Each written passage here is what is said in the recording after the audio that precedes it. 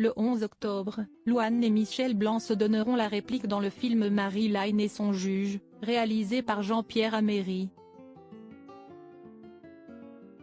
En promotion, l'acteur de 71 ans a accordé une interview au Journal du Dimanche, ce 8 octobre. Il est notamment revenu sur son enfance très modeste, qui ne l'a pas empêché d'avoir beaucoup d'amour ni de lui ôter toute envie de réussir. Né à Courbevoie, il a grandi à Puteaux. Mais lorsqu'il est venu au monde, sa famille vivait vraiment dans la plus grande simplicité. Mes parents n'avaient pas de réfrigérateur, pas de télé.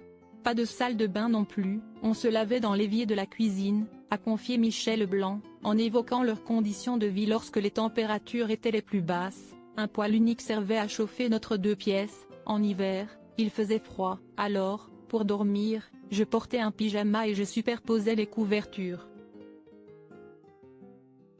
Des difficultés évidentes qui n'étaient absolument pas un frein à son bonheur. Mais j'étais heureux, au sein d'une famille formidable, a-t-il lancé avec tendresse. Pour tenter de subvenir à ses besoins, sa mère, dactylo de profession, a terminé sa carrière comme chef comptable chez Lacoste. Elle ne gagnait pas des 1000 et des 100, suffisamment pour nous faire vivre. Quant à son père, il était déclarant en douane dans une grosse boîte d'électronique. Des familles modestes actuelles face à une réalité plus cruelle qu'avant, moins bien payée que sa mère, il lui a toutefois permis de croire en la valeur de l'effort. J'ai vu tous mes proches s'en sortir en travaillant. Aucun n'avait de diplôme, a affirmé Michel Blanc.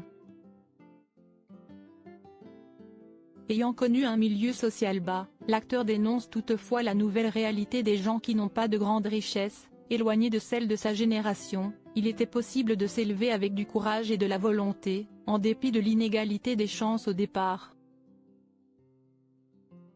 Les temps ont changé, il me semble bien plus laborieux de garder la tête hors de l'eau.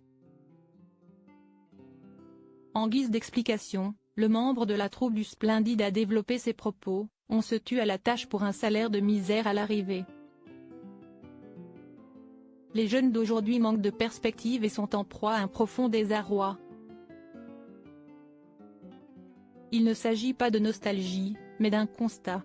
Article écrit avec la collaboration de 6 médias Crédit Photo, Patrick Bernard.